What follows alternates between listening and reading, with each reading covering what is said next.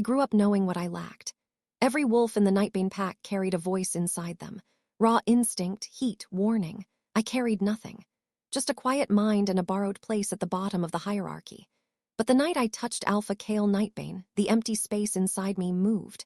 His power surged like it had been waiting for me, hungry and unbound, and the pack's greatest secret woke up with it. The day Alpha Kale returned. If this story resonated with you, please subscribe to the channel, like it, spread the word, and tell us where you're watching from. The entire pack ran on nerves. Orders snapped across the training yard, boots hammered over dirt, and the scent of fresh pine oil drifted from the hall where Omegas scrubbed the floors to a shine. I kept to the corner near the storage shed, folding blankets as quietly as possible. Staying unnoticed was a skill I'd perfected long before I understood why I needed it. "Lyra," someone hissed. Myra's head poked around the doorway, curls escaping her healer's braid. "You're supposed to be helping with the supply crates." "I'm almost done," I murmured, tucking the final blanket away. My voice sounded steadier than I felt. Kale had been gone for nearly a month. Any shift in his power could throw the pack off balance. Omegas like me learned to make ourselves small when leadership carried tension. Myra crossed her arms. "Captain Rowan already asked where you were." That stirred a pinch under my ribs. Rowan wasn't unkind, but attention from the beta usually meant trouble. "I'll go," I said. I headed into the shed where crates towered in narrow columns.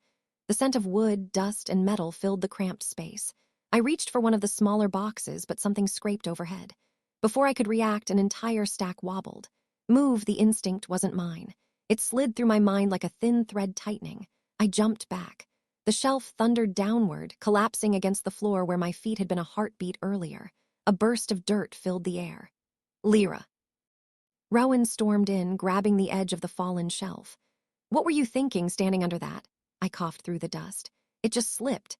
Rowan scanned the mess, jaw set, then glanced at me with a look that was half suspicion, half concern. "You're not hurt." "No," he nodded once briskly. "Good, Kale just arrived. The elders want everything spotless before he enters the hall. Help me with." Bootsteps approached, heavy, controlled. A presence that made the room feel too small. Kale stepped into view. Even after years in this pack, I'd never stood this close to him. His posture carried authority without effort, every movement measured. His gaze swept the mess, then landed on me. Something unfamiliar flickered there, interest, irritation, hard to tell. His eyes held depth I couldn't quite read. Rowan straightened.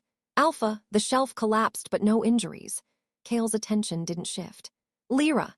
Hearing my name from him sent a strange ripple down my spine. I dipped my head, forcing calm into my breathing. He moved closer, gloved hand lifting a fallen crate with ease. "You almost took a hit."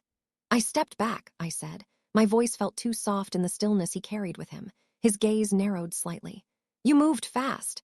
I shrugged, unsure how to answer without lying or revealing something I didn't understand myself. That whisper in my mind lingered, as if whatever had warned me still waited. Kale reached for another crate.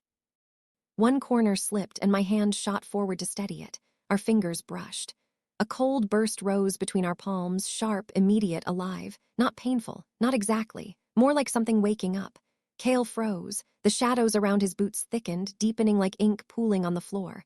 Only for a second, just long enough for him to notice too. Rowan stiffened. "Alpha!" Kale pulled his hand back, the air around him settling. His expression gave nothing away, but tension clung to him like a second skin. "Lyra, when you're done here, report to the Alpha Hall."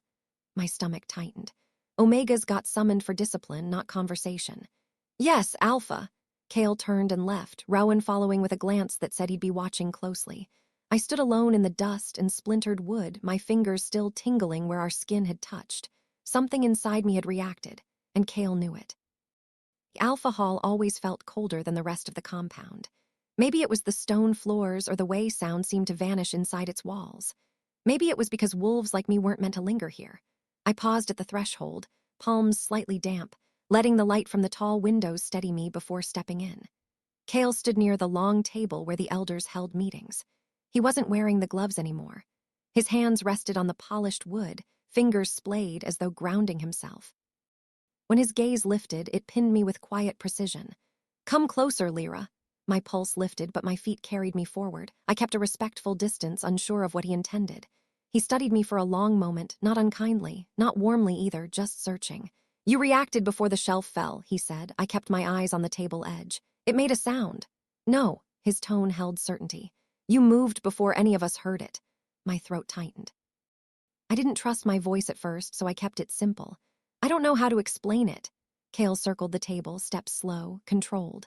You've lived in this pack since you were a child. No wolf, no instincts, no pull. That's what the records say. The word records struck harder than I expected. People rarely mention them out loud. Yes, I said carefully. He stopped a few feet from me, close enough that I could feel the subtle shift in temperature that followed him, not warmth. Something denser, like a pressure in the air. Then today shouldn't have happened, he said. A flicker of frustration rose, sharp but quiet. I didn't plan it, I just moved. You touched me, he continued, the words low, controlled. And something responded. I lifted my eyes. From you.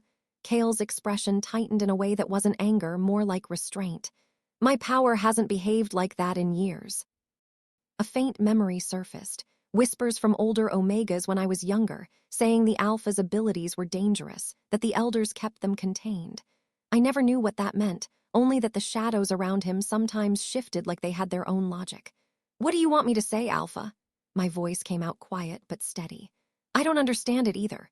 Kale glanced toward the windows, gathering his thoughts. The sunlight didn't reach him the way it should. It dimmed slightly around his silhouette as if wary.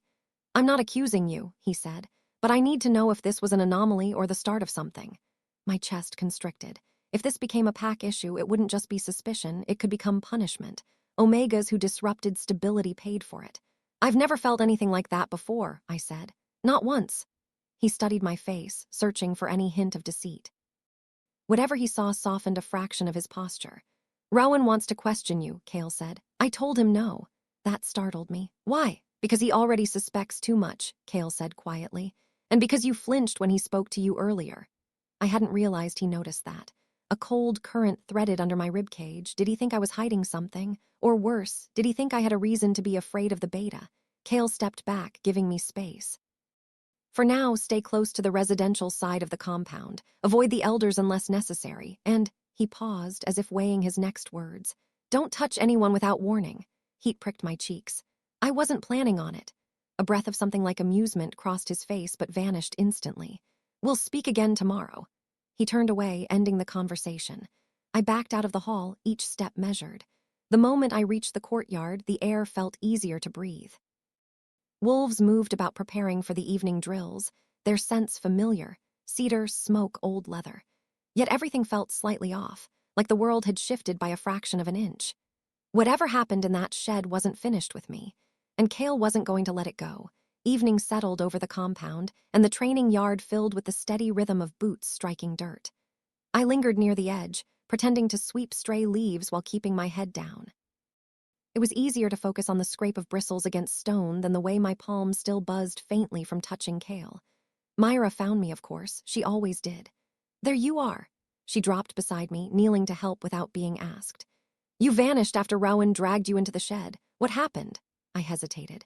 Telling the truth felt reckless, but lying to Myra never worked. She could read people the same way she read herbs, attention to every detail. The Alpha asked me a few questions, I said. Her eyebrows rose. He doesn't usually speak to Omegas unless something's wrong. I kept sweeping, letting the leaves pile near my feet. He thought I moved fast earlier. That's all. Not remotely. The memory flickered, Kale's fingers brushing mine, the sudden rush of cold pressure between us, the shadows reacting as though they recognized something in me. The thought made my stomach tighten. That's all, I said carefully. Myra exhaled in disbelief but didn't push. The pack is buzzing.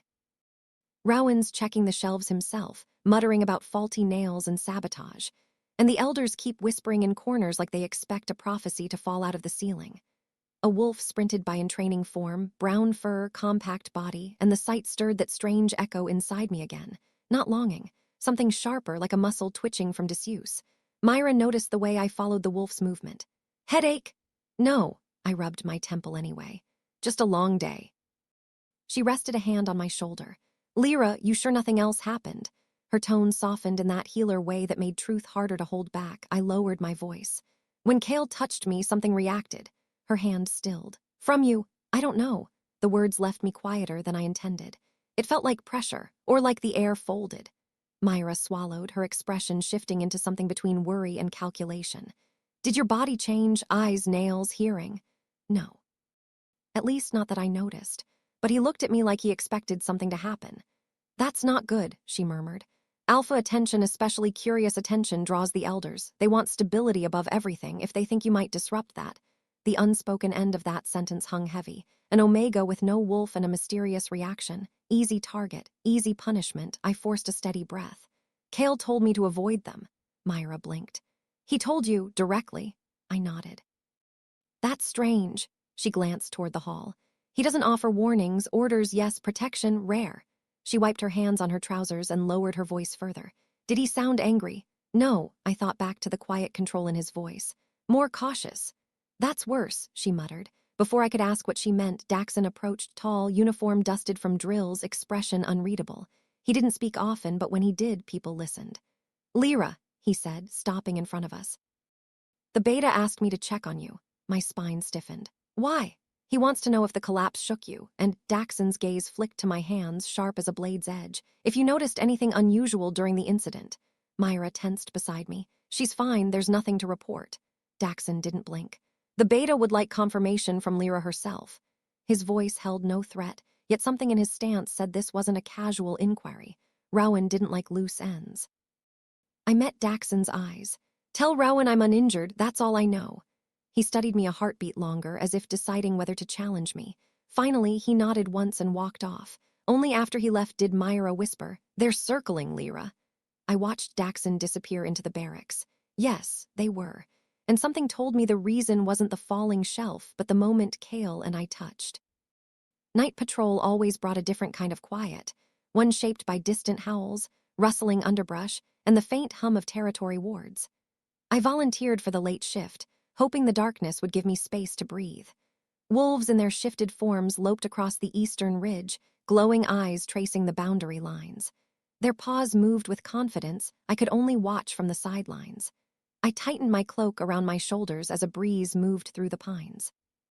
It carried earth, damp bark, and the unmistakable metallic tang of magic, the kind woven into the pack's protection runes. Omegas didn't usually patrol, but Rowan hadn't assigned me chores tonight.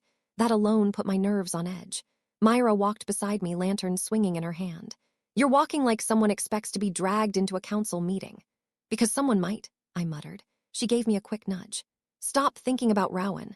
I kept my eyes on the tree line. I'm thinking about Kale. Myra's steps faltered. Did something else happen? No, not exactly. But earlier when he looked at me, it felt like he already had answers he wasn't sharing. Myra shifted the lantern to her other hand. Alphas are always hiding something, makes them feel important. I almost smiled, but the unease under my ribs didn't lift. This feels different. Before she could reply, a low growl echoed through the trees, sharp enough to cut through the night air. Two wolves in patrol form halted on the ridge, tails raised, bodies taut. Myra's lantern dimmed as the flame flickered. That's a warning signal. I scanned the shadows. What's out there? A rustle, fast, directional, moved across the slope. Not large enough to be a rogue, but too deliberate for an animal.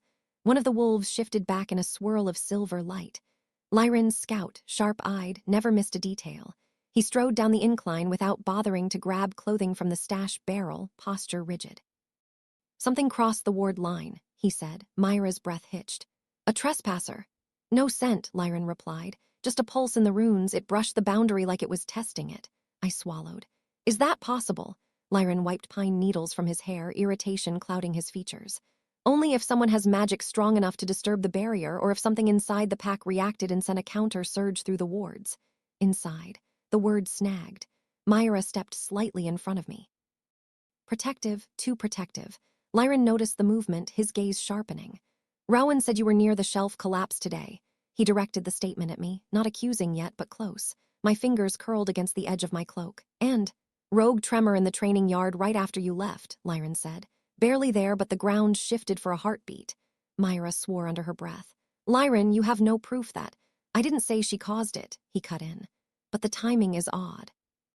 My pulse quickened. Lots of odd things happen around here, doesn't mean they're connected. Lyran's eyes narrowed, assessing. Not hostile, just a scout trying to solve a pattern. Rowan will want a full report. Of course he would. Before the tightening in my chest could turn into something sharper, another presence brushed the edge of my senses.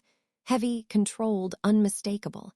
Kale stepped out from the darker trail, wearing patrol gear instead of his usual uniform. His eyes took in Lyran, the hovering lantern, the tense posture Myra had adopted. "Report," Kale said. Lyran straightened immediately.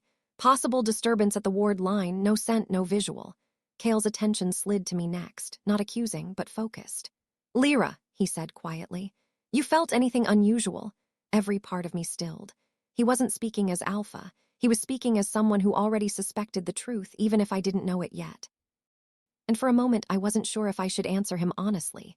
The infirmary lights hummed softly, casting a pale glow over the room. Alara sat on the edge of the cot, fingers knotted together so tightly they trembled. She could still feel Rowan's presence even though he had stepped out only minutes ago, like heat trapped beneath her skin, refusing to settle.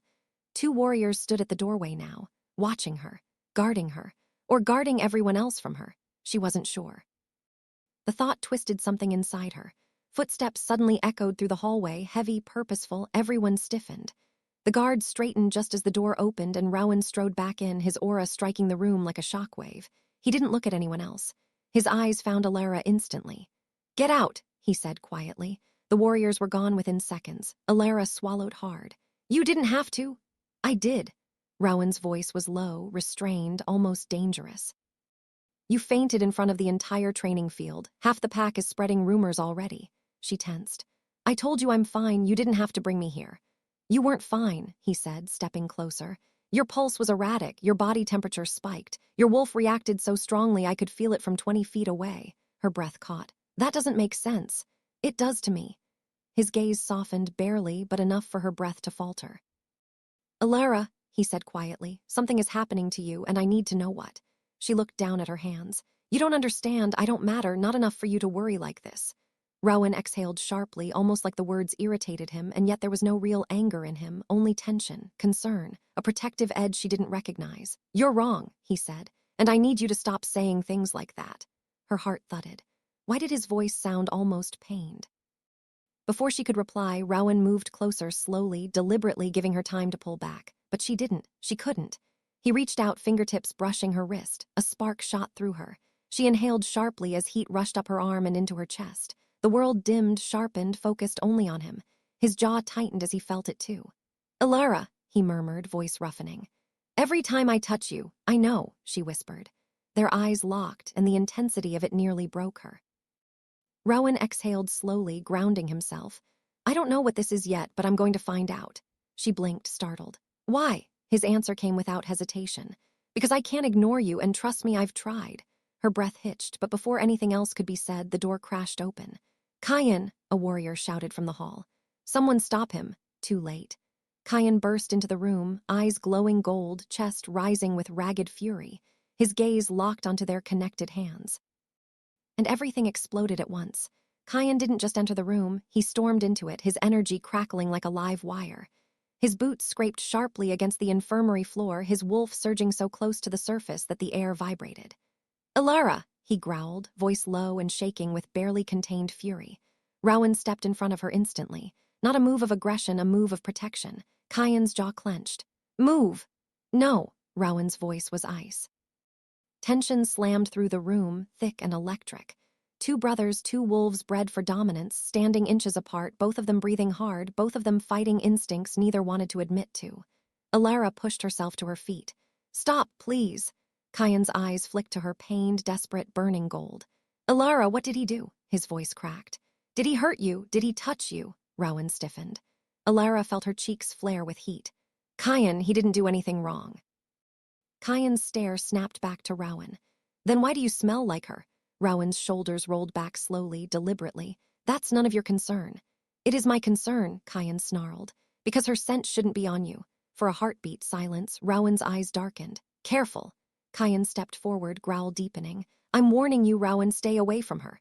"And I'm telling you," Rowan said quietly, "that you don't get to make demands you don't understand." "I understand enough," Kyan spat. "I felt her wolf calling mine. I felt her collapse earlier. I felt the pull toward her before you even stepped onto pack grounds." Rowan didn't react outwardly, but something in his posture shifted. Barely, sharply. Alara's breath hitched. Kyan looked at her again, softer this time. Alara, talk to me. Did he scare you? Are you okay? Tell me. His voice was so emotional it shook her, but Rowan moved, placing his body between them once more. You don't talk to her like that. Kyan lost it. You think you can protect her, he shouted. You can't even protect yourself from what this is. Their wolves surged, flooding the room with dominance so thick Alara felt her knees weaken. The air turned heavy, hot, crackling with raw energy. Both of you stop, she pleaded, but the brothers were too far gone. Kyan stepped forward. Rowan met him. Their auras collided like thunder. The walls trembled. The lights flickered. And in the middle of that storm, Alara felt her wolf snap awake, sharp and alarmed, reacting to both of them. A sound tore from her throat, a soft, involuntary whimper. Both men froze, instantly. Rowan's eyes whipped toward her, dark and sharp. Kyan's breath hitched, his rage flipping into concern in an instant. Alara, they said at the same time. She collapsed back onto the cot, clutching her chest as heat surged under her skin, stronger than before, burning, pulsing, overwhelming. Her wolf wasn't afraid. It was calling. To whom, she didn't know. But Rowan and Kyan both heard it, and their expressions changed slowly, terrifyingly, as they realized something neither of them wanted to admit. Alara wasn't reacting to one of them. She was reacting to both. The infirmary door closed behind Rowan with a muted click, leaving Alara in the quiet space that somehow felt too small for everything happening in her body. Her skin still hummed, an echo of the flare she couldn't explain. It wasn't pain. It wasn't fear. It was heat, awareness, pressure rolling beneath her ribs like something trapped and restless. The pack healer, Marin, moved closer, her steps careful. That wasn't a normal reaction. Alara focused on the uneven stitching of the blanket draped over her lap. I gathered. Marin huffed in that dry, unimpressed way of hers. Lean forward. Alara obeyed. The healer's cool fingers pressed against the base of her skull, searching for swelling or signs of injury. Instead of answering questions, Marin hummed under her breath, low, thoughtful, unsettled. She's not injured, Marin finally said, glancing toward the beta guard stationed by the wall. This is a wolf response. The guard stiffened. But she doesn't have. She does now, Marin cut in. Alara's stomach dropped. No, I can't, that's not possible. Wolves weren't born late. They weren't dormant for 19 years. They didn't just arrive one evening because an alpha touched you. Marin didn't push. She simply tilted Alara's chin to study her eyes, her face, the color in her skin. Describe what you feel. Alara hesitated. How did she explain something she didn't understand herself? It's like, she struggled, searching for something that wasn't a cliché or dramatic. Something keeps turning toward the same direction, like a compass that can't stay still. Marin frowned. Toward what? Alara swallowed. Not what, who? Before Marin could respond, the door opened again, this time with Kyan slipping in. He braced a hand on the frame, scanning the room like he expected danger to leap out. His gaze landed on Alara, and some of that fury from earlier twisted into something else entirely. Not calm, just redirected. Alara! His voice carried a sharp edge of panic, even though he tried to hide it. Marin stepped into his path. You get 2 minutes, 3 if you behave. Kyan exhaled through his nose, nodding without arguing. That alone told Alara how shaken he must be. He crossed the room in 3 strides, stopping right in front of her but not touching her, not even close. His hands flexed once at his sides. You scared me, he said, not accusing, not dramatic, just bare. Alara forced herself to meet his eyes. I didn't do it on purpose. I know. His jaw shifted as he looked her over. Something's changing in you. I felt it again just now. It's strong. Marin cleared her throat. Strong is one word for it. Kyan shot her a look. You sensed it too. Hard not to, her wolf is loud. Alara flinched. Don't call it that, I don't even know what it is. Kyan crouched beside the bed, lowering himself until he was eye level with her. Whatever woke up tonight, it's been waiting. I felt the pull toward you for months before you arrived. He hesitated. Rowan won't say it, but he felt it too. Marin lifted her brows. The alpha. Kyan didn't deny it. Alara's pulse stuttered. Why would either of you feel anything toward me? I don't know yet, Kyan admitted, but I'll find out. There was no arrogance in his tone, only determination, steady and fierce. Marin stepped back, arms crossed. You said you felt her wolf earlier, before tonight. Kyan nodded once. Marin muttered, that shouldn't be possible. Alara felt heat gather beneath her skin again, faint but unmistakable. Not overwhelming like before, just a warning whisper. Something inside her stretching, testing the air. Kyan noticed instantly. It's happening again, isn't it? She opened her mouth to deny it, but the pressure swelled. Marin stiffened. Her aura is climbing. Alara gripped the blanket. Make it stop. Kyan's expression shifted, fear, protectiveness, something deeper flickering all at once. I'm right here, focus on my voice. It helped, not enough. The pressure crested, curling through her like a rising tide, pulling threads of instinct she didn't recognize, until a new scent hit the air. Sharp, cold, alpha strong. Rowan, he was right outside the door, and her wolf surged toward him so violently that Alara gasped. Kyan's head snapped toward the entrance, eyes narrowing. Of course he felt that. The doorknob turned. The door eased open, and Rowan stepped inside as if he'd been listening through the walls. His presence shifted the air, quiet, contained, yet somehow heavier than Kyan's stormy energy. His gaze swept the room once before settling on Alara. Not hungry, not possessive, just sharply aware. Kyan rose to his feet immediately, body angled in a subtle shield position. Rowan ignored him entirely. She's spiking again. Marin looked between the brothers. If you're both reacting to her, you need to keep your distance. She's barely stable as it is. Rowan's voice stayed level. I'm not here to aggravate anything. Kyan scoffed under his breath. You existing aggravates everything. Not now, Rowan warned. It wasn't a threat. It was the closest he came to pleading. Alara wished the room didn't feel so charged, like the walls were listening for someone to break first. A dull throb pulsed at the base of her throat again, heat, insistent and confused. Rowan noticed. It's rising fast. What triggered it? Marin answered before Alara could. Nothing this time. Her wolf is acting on its own. Alara flinched. Stop calling it that. Rowan finally addressed her, stepping closer with slow, unthreatening movements. You don't have to accept the word yet, but something inside you is reacting to stimuli neither of us is causing. Kyan muttered. He means the bond. Rowan cut him a sharp look. We don't know that. You think I can't feel it? Kyan stepped forward, voice raw, eyes bright with something dangerously close to heartbreak. She pulls at me every time she panics. Alara squeezed her eyes shut. Both of you just give me space. But space wasn't what her body wanted. Her senses were scrambling. Kyan's familiar heat, Rowan's controlled cold, Marin's steady heartbeat, the beta guard's impatience. Her skin prickled as if the room's energy crowded her from every angle. Rowan halted just within reach. Alara, breathe through it. Don't fight the instinct. Fighting amplifies it. Easy for you to say, she whispered, gripping the edge of the bed. He crouched, keeping a respectful distance. Look at me. She did, and something in her chest twisted like a latch snapping open. Rowan sucked in a breath. For a fraction of a second, his eyes shifted dark to silver, then back. His wolf had surged forward in response to her awakening. Kyan cursed softly. He felt that too, Marin whispered. Both alphas responding to the same wolf. This is not possible, Rowan finished tightly. His attention returned to Alara. What do you feel? She tried to answer, but words tangled. Heat, pressure, like something inside me wants to reach for. She cut herself off. Both brothers leaned in slightly. Reach for who? Kyan demanded. Rowan's tone softened. Alara, it's important. She shook her head. I don't know, I don't understand any of this. Her breath stuttered as a new wave rolled through her, not painful but powerful. Her fingertips tingled. The lights flickered. Rowan's eyes widened. Her aura just jumped. Marin placed a hand on Alara's shoulder.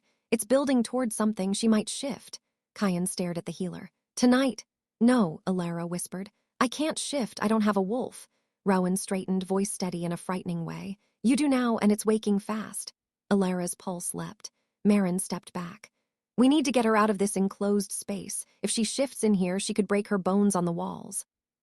Kyan reached for her, then stopped halfway, fingers trembling. Alara, can you stand? She tried. The moment her feet touched the floor, a surge of energy ripped up her spine, bright, sharp, primal. Her vision flashed with streaks of silver and gold. Rowan swore under his breath. It's happening. Kyan braced her by the elbow without fully touching. We need to move now. But Alara wasn't moving. Her knees locked, breath catching as something inside her pushed outward. Not a shift, not yet. A voice. Soft. Wild, ancient, mine. Alara's eyes snapped open. Rowan froze. Kyan did too, because the voice wasn't speaking to one of them. It was speaking to both. The word echoed inside Alara's skull like a strike of lightning, quiet but absolute. Mine, not lust, not ownership, recognition. Her vision blurred for a heartbeat, the room bending at the edges as the presence inside her unfurled, curious, fierce, newly awakened. Her knees buckled, and both brothers moved at the same time. Kyan reached her first, steadying her with a careful grip. Easy, I've got you. Rowan closed in a second later, stopping just shy of touching. Don't overwhelm her. Kyan shot him a glare. I'm not the one flooding the room with alpha aura. Rowan's jaw tensed, but he stepped back an inch, only an inch. His control felt razor thin. Marin lifted her hands. Both of you need to breathe before her wolf takes your panic and magnifies it. Alara's breath wavered. The voice inside her wasn't speaking again, but it lingered, pressing lightly against her thoughts as if learning her shape, testing boundaries. Kyan's attention snapped to her face. Is it talking to you now? Alara swallowed hard. Not talking, just watching. Rowan's gaze sharpened. Describe it. I can't, she admitted. It doesn't feel like a separate thing, more like a piece of me trying to catch up. Marin murmured. That's early wolf consciousness. Most pups get this at 12 or 13.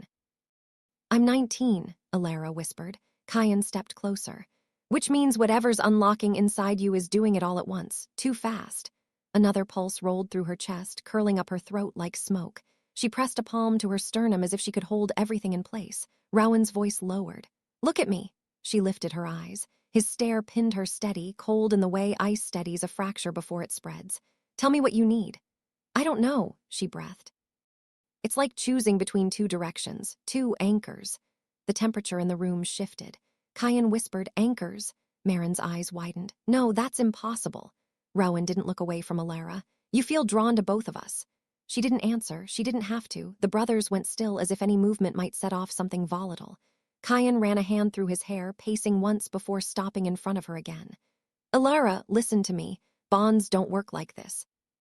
Wolves don't split like that. Rowan's tone stayed measured.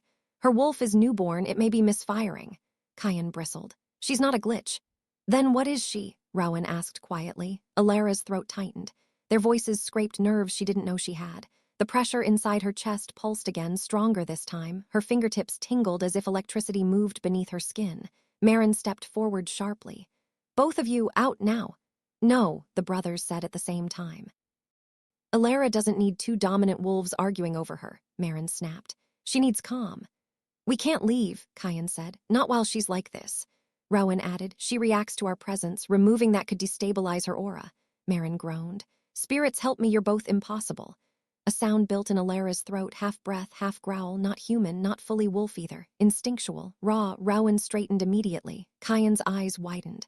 What was that? Kyan whispered. Alara pressed a trembling hand over her mouth. I don't know. But she did. It was the part of her wolf that wanted out. The pressure in her spine curled hotter, spreading toward her shoulders. Not painful, more like her bones were humming. Marin cursed softly. She's going to shift. Alara's heart lurched. No, please, not here. Then we move, Rowan said. Kyan nodded once. I'll clear the hall. But Alara's wolf surged again, sudden, impatient, driving a sharp, instinctive need straight through her. She staggered forward and Rowan caught her by the wrists, gentle, not restraining, just grounding. His touch steadied the chaotic pulse inside her for a single beat. Kyan froze, jealousy and fear warring across his features. Rowan, don't! Rowan didn't look away from Alara. She needed balance. The moment he spoke, heat shot through her spine like a flare. Kyan swore. She responded to you. Marin exhaled shakily. Two anchors. Rowan's eyes darkened, not with possession, but with dawning understanding. She isn't choosing. Kyan's voice dropped to a whisper. Because she can't. Alara's wolf lifted its head inside her, sharp and wild. Mine plural. Alara's breath fractured. Tears welled not from sadness, but from the sheer force of everything ripping awake at once. Rowan's fingers tightened on her wrists. Kyan stepped closer, voice unsteady. Alara, look at me. She looked between them. Two wolves pulled toward her by something none of them had ever heard of, something the pack laws didn't cover, something nature itself had no precedent for. The air vibrated around her, thick and unstable. Her wolf pushed again. And suddenly the lights in the infirmary flickered, then blew out. Darkness fell. A sound tore from Alara's chest, half snarl, half scream, as her bones snapped with the first brutal trigger of a shift that wasn't supposed to exist.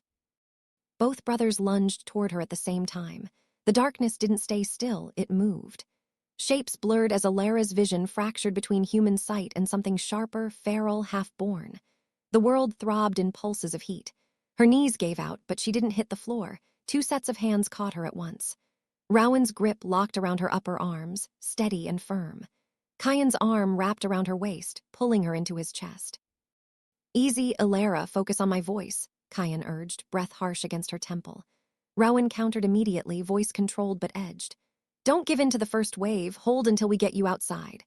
But Alara couldn't hold anything. Her spine arched as another crack tore through her ribs, sharp, hot, vibrating through her bones. Not the clean shift wolves trained for, not the controlled descent into instinct. This was chaotic, rushed, wrong. Her mouth opened on a cry she couldn't muffle. Marin cursed somewhere behind them. She's transitioning too fast, move her. Rowan scooped her into his arms before Kyan could react. The motion jolted her, and the wolf inside her slammed forward so hard she nearly bit down on her own tongue. Kyan growled, instinctive, territorial. You can't carry her alone, she's reacting to both of us. Rowan didn't slow. Then keep up. He kicked the infirmary door open with enough force to rattle the hinges. The hallway beyond glowed with dim emergency lights, casting long lines across the walls. Patrol wolves startled and stepped back at the sight, an alpha carrying a nearly shifting girl, beta trainees scrambling aside. Heat roared up Alara's throat again, curling around her lungs.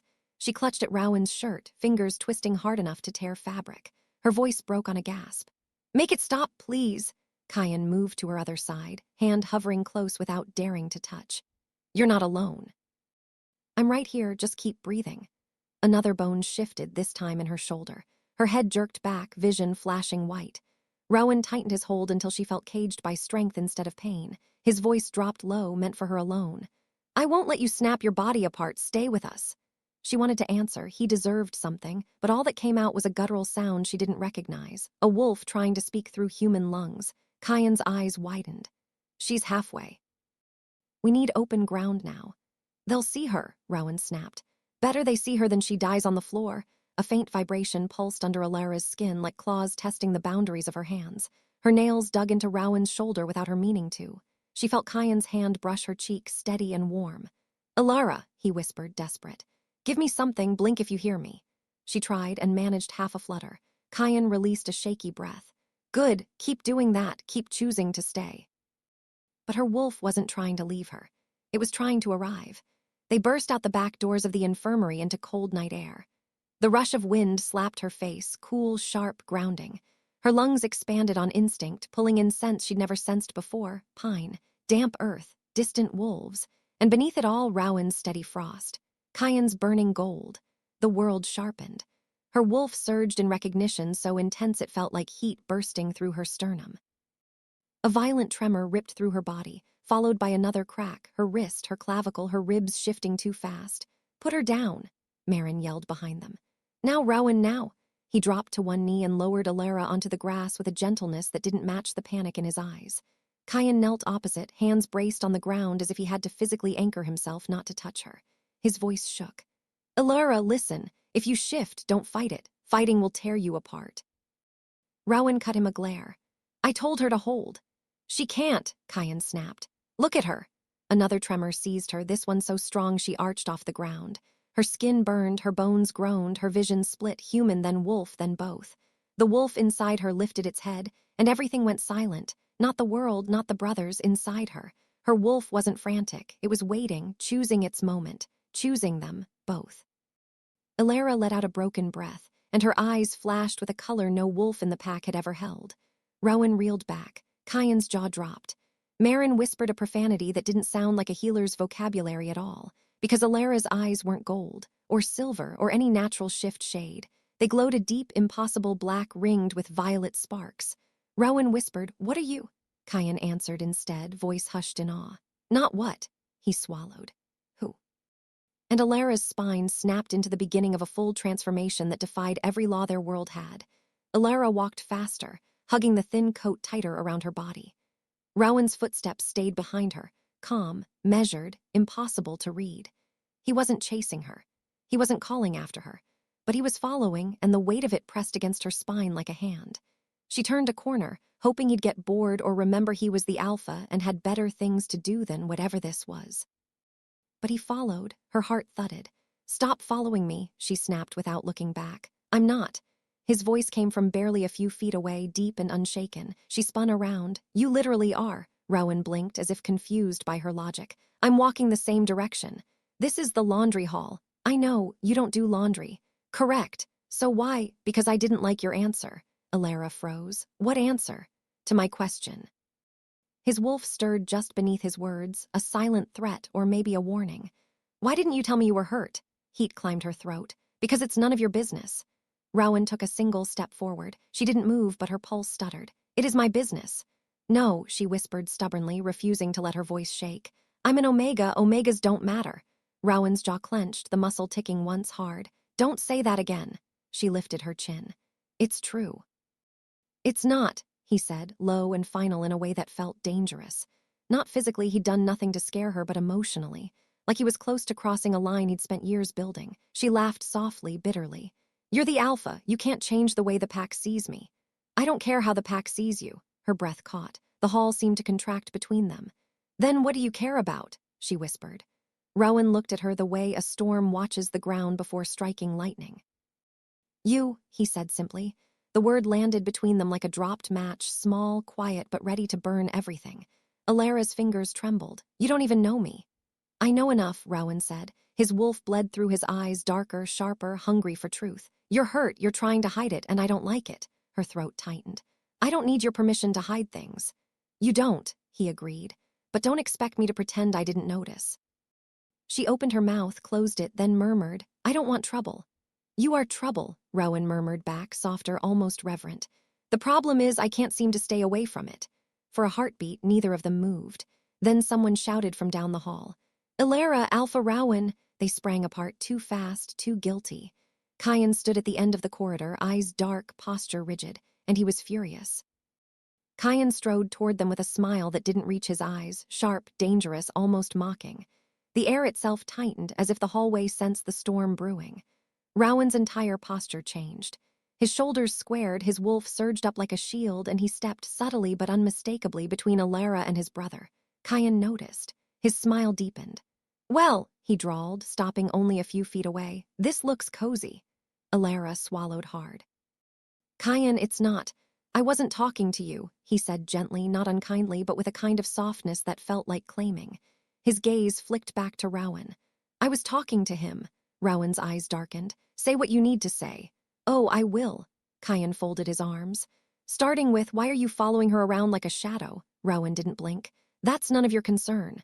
Avoiding the truth already? Kyan's tone was deceptively light. Let me guess, you found her alone, cornered her in a hallway, and now you're, what? Checking on her, questioning her, intimidating her. Ilara stepped forward quickly. He wasn't intimidating me. Kyan's gaze snapped to her, softening, hurting. Ilara, you don't have to defend him, not from me. Rowan took a slow breath. You're projecting again. Kyan laughed, a short, disbelieving sound. Projecting? Rowan, I'm trying to help her. You're the one who keeps... Enough. Rowan's voice was a command, deeper than usual, threaded with alpha power he rarely used. Ilara flinched. Kyan didn't. Oh, that's interesting, Kyan murmured, stepping closer. You only use that tone when something matters to you. Rowan's jaw tightened. Walk away, Kyan. Or what? He whispered. You'll challenge me over her. Ilara felt the blood drain from her face. Rowan didn't move, didn't speak, but the silence was an answer, and Kyan felt it. His expression flickered, pain, surprise, fury, all tangled and raw. Unbelievable, he breathed. You don't even know what she's been through. You don't know how much this pack has hurt her. Rowan's wolf surged again, but this time something else bled through, regret.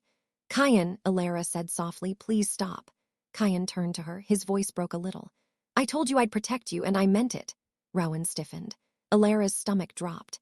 Kyan looked at Rowan again, eyes blazing. If you hurt her even once, I swear I'm not going to hurt her, Rowan cut in, voice low, steady, absolute. And I never will. Kyan froze. Ilara did too, because the sincerity in Rowan's tone wasn't cold or distant like always. It was full, honest, dangerously close to something else. Kyan's voice came out rough. Then prove it, both of you. How? Rowan asked. Kyan pointed behind them. Ilara and Rowan turned and saw a young Omega boy trembling at the end of the hall, clutching his arm, eyes wide and terrified. Start with that, Kyan said quietly. Help him, don't walk away like the others do. Ilara's breath caught. Rowan's expression shifted instantly, anger, protectiveness, purpose. And without another word, he moved. The Omega boy couldn't have been more than 10, barefoot, shaking.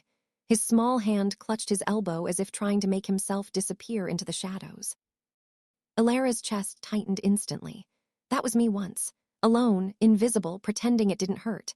Rowan froze beside her only for a heartbeat, then something changed in him. His entire demeanor sharpened, focused. Not cold this time, aware. He crouched slowly, leveling himself with the frightened boy. "What happened to your arm?" Rowan's voice was low, controlled, but gentle in a way Alara had never heard from him. The boy flinched at the sound of authority, didn't answer. Alara stepped forward instinctively, lowering herself too. "Hey," she whispered softly, "I'm Alara, you're safe, I promise." His lip trembled. "And no one listens," he whispered. Rowan's eyes flicked toward her, acknowledging that she could reach the boy in ways he couldn't, a rare moment of humility. "Kai," the boy finally murmured. "My name is Kai." Alara smiled gently. "Hi, Kai, did someone hurt you?" He swallowed hard. "The older trainees, they said I was in their way." Rowan's jaw locked, barely restrained fury ticking in the muscle of his cheek. "Who?" Rowan asked quietly. Kai shook his head, terrified. "If I tell, they'll do worse." Rowan didn't argue, didn't push. Instead, he reached into his pocket and extended a small, dark wooden token engraved with the Nightfang crest and Alpha's protection sigil. Alara blinked. "He never gives those out, ever." Rowan placed it carefully in Kai's palm. "This means anyone who harms you," Rowan said softly, "answers to me." Kai's eyes widened. But the others said alphas don't care about omegas." Rowan straightened, his aura shifting, not oppressive, not harsh, but strong, steady, protective. "Then they don't know me." The words hit Alara harder than she expected. He means it. He really means it. Kai stared at the token, then at Rowan, then at Alara, hope slowly thawing the fear in his eyes. Can I stay here for a minute?" he whispered. "Of course," Alara said immediately, guiding him to sit against the wall. Rowan watched her, really watched her, with a look she couldn't read. Admiration, guilt, something deeper. Then Kyan's voice echoed down the hall, cold and furious. "So, did you listen to him? Did you actually help, or did you just pretend again?" Rowan turned. Alara stood up. And Kai looked between all three of them, realizing he had walked into something much bigger than his small wound. But Rowan didn't snap back at his brother. He just said quietly, "We're not done helping him yet." And for the first time, Alara felt it, the beginning of a partnership. Dangerous, fragile, but real. Kyan didn't bother hiding the accusation in his glare. His steps echoed down the corridor, sharp and controlled, like someone trying very hard not to explode. "So this is what you're doing now?" he asked Rowan. "Playing savior in the hallways?" Rowan didn't rise to it. "He needed help." "That's not what I'm talking about." Kyan's eyes shifted to Alara just for a fraction of a second, but it was enough to make the air grow taut. Alara kept her voice steady. "This isn't about me." "Everything becomes about you," Kyan shot back. "Ever since." "Stop." Rowan's tone sliced through the rising heat.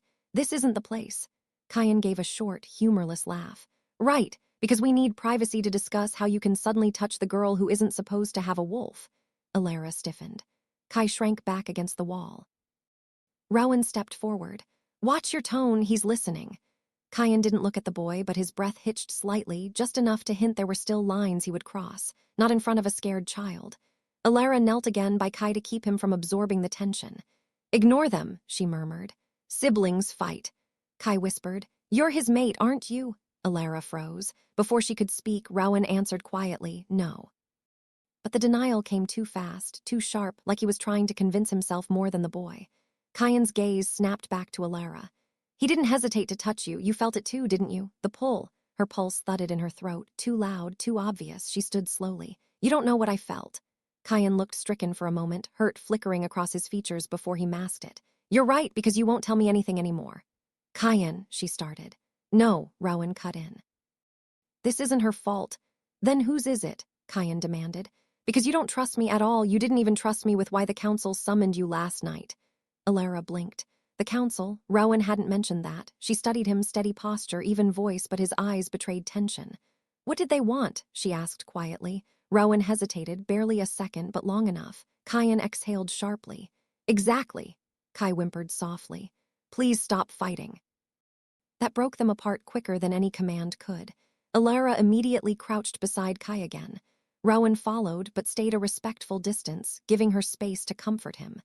Kyan looked away, jaw flexing with something he didn't want anyone to see, maybe regret. Rowan's voice softened. "Kai, we're going to walk you to the healer, together. After that, I'll handle the trainees who did this." Kai nodded gingerly. Alara reached for the boy's good arm to help him stand, but Rowan moved at the same moment and his hand brushed over hers. Heat shot up her wrist. His breath faltered. Her wolf-less body reacted like something inside her had woken again. Kyan noticed. His expression shuddered completely. "I'll go ahead," Kyan murmured, stepping back. "One of us has to warn the healer." But his voice lacked its usual fire. It held something heavier. He turned away quickly, but not quickly enough to hide the fact that he wiped his eyes with the back of his sleeve. Rowan pretended not to see. Alara pretended not to feel. Kai clutched the Alpha's token tightly as they began walking. And for the first time, Rowan walked not ahead of them, but beside her. The healer's den glowed faintly with warm herbs and oil lamps, normally calming, but tonight the air felt unsettled, stretched thin by unspoken fear. Healer Myra ushered Kai inside, her eyes widening at the bruise creeping up his arm. "Who did this?" Kai's grip on Rowan's token tightened. He glanced at Alara first, as if she were the safer choice, before whispering, "I don't want to get anyone in trouble." Rowan crouched beside him again, voice quiet but firm. "You telling the truth won't bring trouble, it brings order." Alara watched him closely. Rowan didn't posture, didn't flare his dominance. He simply anchored the moment with calm certainty, and the boy responded to it. Kai swallowed. It was Jalen and the older trainees. They said Omegas should stay out of the way or be taught to. Myra cursed under her breath. Rowan stood slowly, something cold and deliberate settling over his features, not anger, resolution. "Thank you, Kai, I'll take it from here." He turned to go, but Alara stepped in front of him instinctively. "Rowan, don't storm into training grounds like this." His eyes narrowed, not at her, but at the truth he knew she'd sensed. "I won't lose control." "You won't," she whispered. "But you might be provoked. They already fear you. Don't give the council another reason to question you." That made him pause. The council, the thing he still hadn't explained. He glanced at Myra, at Kai, then back at Alara. "Come outside," he murmured. She followed him into the cool air, the door closing softly behind them. Rowan rubbed a hand over his jaw. "The council didn't summon me to talk about training reforms." "Then what?" "They want proof you're stable." His voice was barely above a breath. "That touching you didn't trigger something dangerous." Alara's stomach tightened. "Because I don't have a wolf." "Because my wolf reacted to you," Rowan corrected. "Too strongly. They think the bond is," he exhaled. "Corrupted." Her mouth parted. "But we're not mates." "I know. Do you?" The words slipped out before she could stop them. Rowan stilled. A muscle ticked under his eye, subtle but real. "Nothing is certain yet." The uncertainty in his tone sent a tremor down her spine, not fear, not excitement, something complicated that made her chest feel too full. Before she could speak again, footsteps approached from the path. Beta Lysander. He rarely hurried, but tonight his pace was urgent. "Alpha," Lysander called out, stopping a few feet away. "You need to see this." Rowan's posture shifted instantly into command. "What happened?" Lysander extended a sealed black envelope, marked with a foreign crest Alara didn't recognize. A wolf head carved into a crescent. Rowan's face darkened. "No." "What is it?" Alara asked. Lysander answered instead. "A notice from the Bloodthorn Pack. Their patrol was attacked tonight by something they claim came from our territory." Alara's breath snagged. "That's impossible," Rowan growled. "We didn't send anyone across the borders." "We have a treaty. They said the creature wasn't wolf," Lysander added quietly. "Not fully." Rowan's eyes snapped to Alara, not accusing, not blaming, afraid, not of her but for her. "Alara," he said softly, "we're going to the council, right now." Her pulse skittered. "Why?" Rowan opened the letter, scanning quickly, then handed it to her. The final line pierced sharper than the rest. "We believe the creature bears her scent." The forest around them went still. Even the wind seemed to hold its breath. "Rowan," she whispered, "I've never left the pack grounds, you know that." "I do." His voice held steel. "Which means someone wants to frame you." He stepped closer, lowering his voice so only she could hear. "And I won't let them." But the door to the healer's den burst open behind them. Kai's terrified cry cut through the night. "Alpha, the woods, something moving out there." Rowan spun, instinct snapping into place. Alara's heartbeat surged as a deep, unnatural growl rolled through the trees, low, wrong, nothing like a wolf. Rowan moved in front of her instantly. "Alara," he murmured, "stay behind me." But she already knew. This creature wasn't coming for the pack. It was coming for her. The growl came again, longer this time, scraping like claws against stone. Every wolf instinct in the area snapped awake at once. Myra rushed Kai back inside. Lysander moved to Rowan's right, posture coiled. Two nearby guards broke from patrol and raced toward them, eyes glowing faintly in anticipation of a shift. Rowan didn't move. He listened. Alara had never seen him so still. His entire body sharpened into a single purpose, every breath measured. protect. The word wasn't spoken, but it hung in the air like a command. A shadow shifted between the trees, too tall, too thin, and moving in a way no wolf ever would. Branches bent above it, as if pulled by wind that didn't exist. Lysander whispered, "Alpha, permission to shift." "Not yet," Rowan murmured. "We need to know what it is." The thing stepped into the faint torchlight. Alara's throat tightened. It moved on 4 limbs, but its spine curled unnaturally high, like the bones had been rearranged. Patches of dark fur clung to a shape that wasn't fully wolf and wasn't fully human. Its eyes, wrong, distorted, glowing in mismatched colors, fixed on her immediately. It knew her. It shouldn't. Rowan shifted his stance, blocking her from its view. "Lysander, flank left, don't engage." The beta nodded, vanishing into the darkness with the fluid speed of a trained hunter. The creature sniffed the air and let out a guttural snarl, short, eager. And Alara felt it, a pull, not like Rowan's wolf reacting to her, something darker. Older, hungry, her skin prickled. Rowan's voice dropped near her ear. "Tell me exactly what you feel." She could barely get the words out. It knows me." "That's impossible," one of the guards muttered. But Rowan didn't dismiss her. He angled slightly toward her without ever turning his back to the threat. "Describe it." Alara gulped in a shaky breath. "It's not a bond, it's not anything like that. It's like when something brushes past you in the dark and you know it touched you even though you never saw it." Rowan stiffened. The creature crawled a step forward. Its joints cracked loudly with each movement. Its scent hit them moments later, rotted pine, wet soil, and underneath that, something eerily familiar.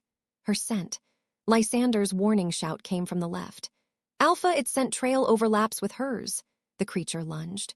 Rowan reacted before Alara even processed the movement. His arms locked around her waist, twisting her behind him. The force knocked the breath from her lungs, but he didn't let her fall. He kept her firmly upright as the creature's claws slashed through the spot where she had stood a heartbeat earlier.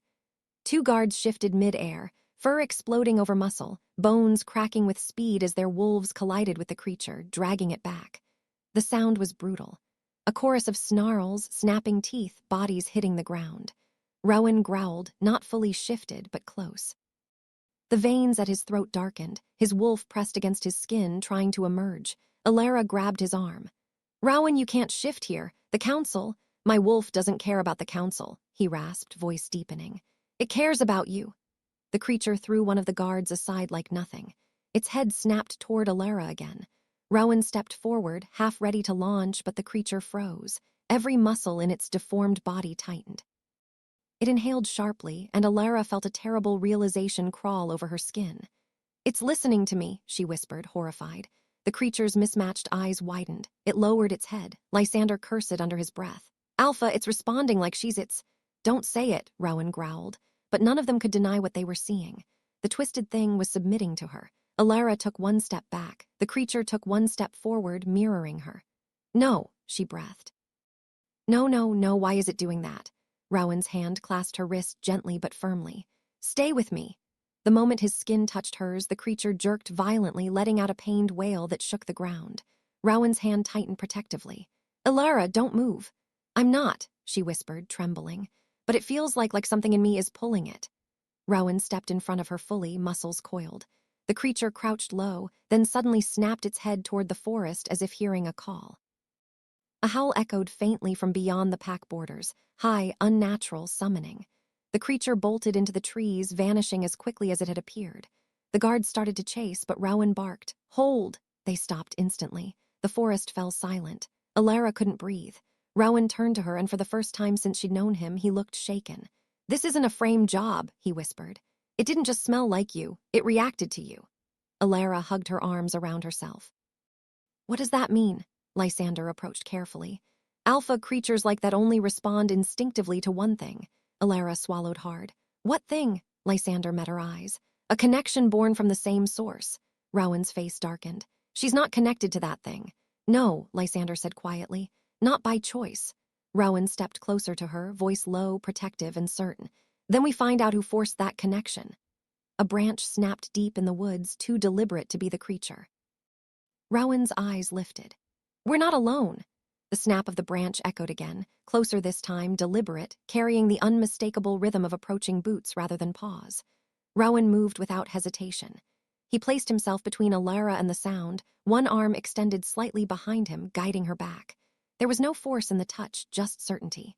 Lysander angled his stance, ready to intercept, shoulders low and dangerous.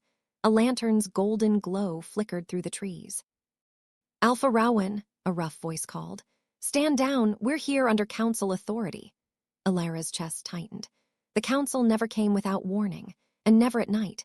3 elders emerged from the shadows, their robes heavy, embroidered with metallic thread that caught the light. Behind them, 2 enforcers followed, straight-backed, hands resting near the hilts of their ceremonial blades. Elder Merrick stepped forward. His eyes, pale and emotionless, swept the clearing like he was searching for something he already expected to find. Rowan didn't bow. "Unannounced inspections violate protocol," he said flatly. Merrick's thin smile didn't reach his eyes. "We sensed a disturbance." Lysander snorted quietly. "You sensed nothing, you were told." Merrick acted as though he hadn't heard him. His gaze settled on Alara. She resisted the urge to step back. Barely. "Child," Merrick murmured, "are you injured?" Rowan's growl was low, barely audible, but Lysander caught it. He shifted half a step closer, ready to prevent a fight if Rowan's wolf pushed through. "I'm not injured," Alara said carefully. "The creature came out of the woods, we were." Merrick raised a hand. "That is what we need to discuss." One of the enforcers pulled out a sealed scroll. Rowan tensed. Alara watched the exchange, confusion prickling. "What scroll?" Merrick unrolled it slowly, like savoring the moment before a blow landed. "A statement from the Bloodthorn Alpha." His voice carried through the clearing. "They claim the creature that attacked their patrol bears traces of your scent." Alara felt every pair of eyes land on her. Lysander stepped forward immediately. "That thing fled as soon as it realized we outnumbered it. They had no chance to properly track." "Beta Lysander." Merrick's glare sharpened. "Do not question the findings of an allied pack." Rowan spoke before Lysander could. "I'm questioning the timing." Merrick's smile thinned further. "I'm sure you are." The forest rustled behind them. Guards shifted uneasily. Myra stepped out of the healer's den, worry etched across her face. Even Kai peeked around her leg, trembling. The entire pack was listening. Merrick finally turned toward Rowan, tone deceptively soft. "We have reason to believe the creature is bound to her." Rowan moved. Not fully, just one step, but the ground responded, vibrating faintly under the weight of his power. "Pick your next words carefully," he warned. For the first time, Merrick faltered, but only slightly. "Alpha, the law is clear. When a supernatural threat shares a scent bond with an unshifted wolf, or wolf less individual, an evaluation must be conducted." Alara frowned. "Evaluation for what?" "Contamination," Merrick answered. Rowan snarled, fully this time. The guards jolted at the sound. "Alara is not contaminated." Merrick ignored him and looked only at her. "There are curses older than the packs, parasites that bond to the soul, dark rituals that mark their chosen host. If this creature carries your scent—" "It's not carrying her scent," Rowan snapped. "It's mimicking it." "Or responding to it," Merrick countered. A cold wind slid through the clearing. Alara forced her hands to stay at her sides. "What exactly happens in an evaluation?" Elder Merrick's expression softened with something like pity. "Magic testing, emotional probing. Physical restraint if necessary." "That won't be happening," Rowan said, voice low and lethal. Merrick's gaze sharpened. "The council decides that, not you." "No," Rowan said. "The Alpha decides what happens on his territory." The elders shared a look, quiet, calculating. Merrick exhaled, then turned back to Alara instead of Rowan. "You felt it, didn't you?" Alara froze. He stepped closer, ignoring Rowan's warning growl. "You felt the creature recognize you." Rowan moved faster than breath, but Lysander caught his shoulder before he lunged. "Alpha," Lysander hissed under his breath. "Not here, not like this." Rowan's breathing shook. His wolf wanted blood. Merrick watched, intrigued. Interesting reaction. Alara finally found her voice. "Yes, I felt something, but I don't know why." Merrick nodded as if he'd won something. "We will escort you to the council hall for examination, tonight." Rowan's head snapped up. "No, you won't." "This is not optional," Merrick replied. "Yes," Rowan said softly, dangerously, "it is." The 2 enforcers stepped forward until Rowan took one slow step toward them. Power rippled off him, the kind that didn't need glowing eyes or a shift to be felt. "You will not take her," Rowan said, each word like stone. "If the council wants an evaluation, they can conduct it here, under my rules, with my presence." Merrick opened his mouth, and a distant howl tore through the trees. High, warped, beckoning. Not the creature, something else. Merrick stiffened, Lysander cursed. The guards looked around, unsettled. Alara grabbed Rowan's arm as another howl answered it from deeper, darker woods. Rowan stepped closer to her instinctively. Merrick swallowed hard. Alpha, the council demands immediate control of this situation. Rowan's voice dropped to a cold whisper. No one controls her fate except me. Another snap echoed through the trees, much closer this time. The creature wasn't alone. Rowan stopped walking. Alara felt it first, a sudden stillness inside him like the world had paused just to let him breathe her in. His hand was still wrapped around her wrist, but now he wasn't pulling her anywhere. He wasn't moving at all. He was listening. No, he was sensing. His wolf surged so violently that Alara felt the heat of it rolling off him. Every muscle in his body tightened. His shoulders rose with a slow, deep inhale when he didn't seem to take willingly. "Rowan," she whispered. He didn't answer. His eyes, normally icy steel, glowed faintly as if light was leaking through the cracks of a man barely holding himself together. His jaw worked once hard before he exhaled slowly, shakily. And then his voice, low, ragged, dangerous, broke the silence. "Alara," he said, her name sounding nothing like it ever had before. "Your scent changes around me." Her breath hitched. Is that bad?"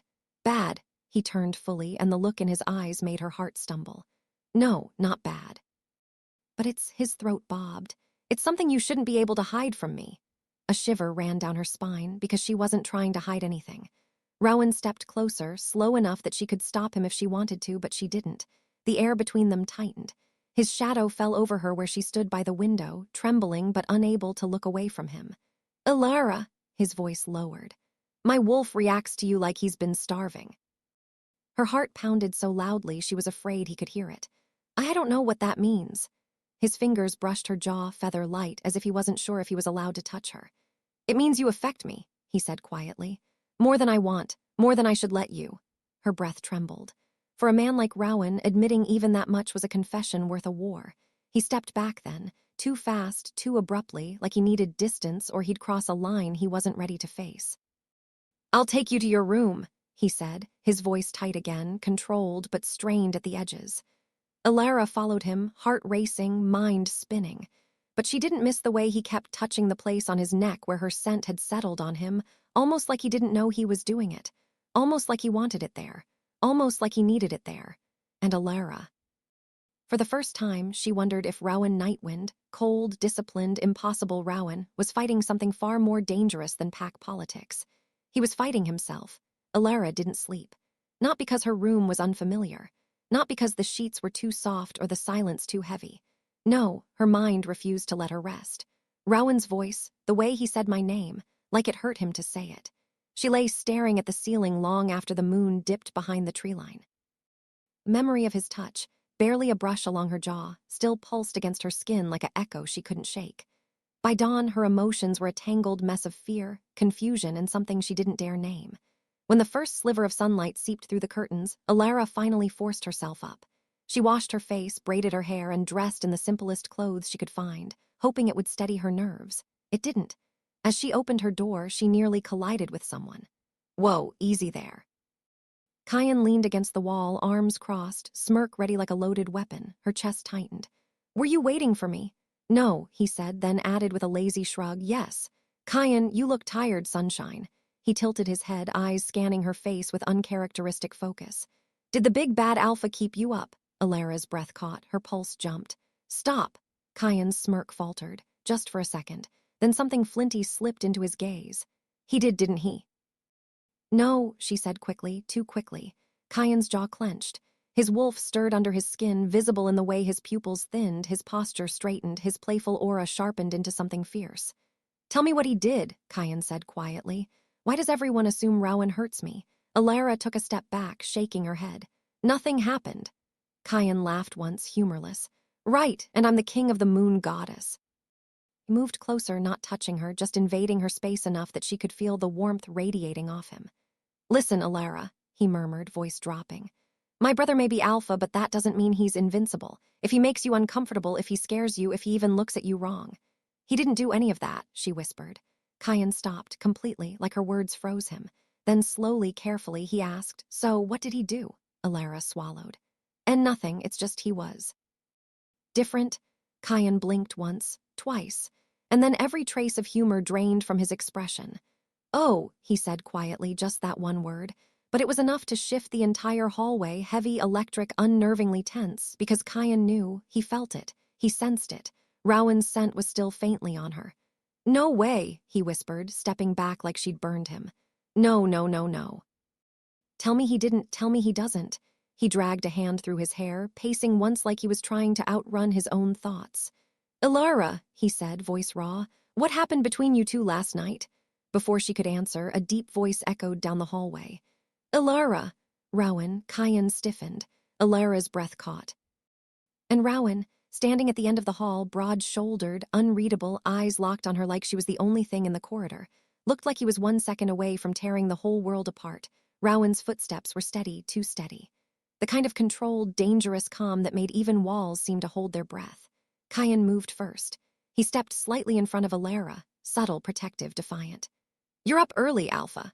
Rowan didn't glance at him, not even for a heartbeat. His eyes were locked on Ilara.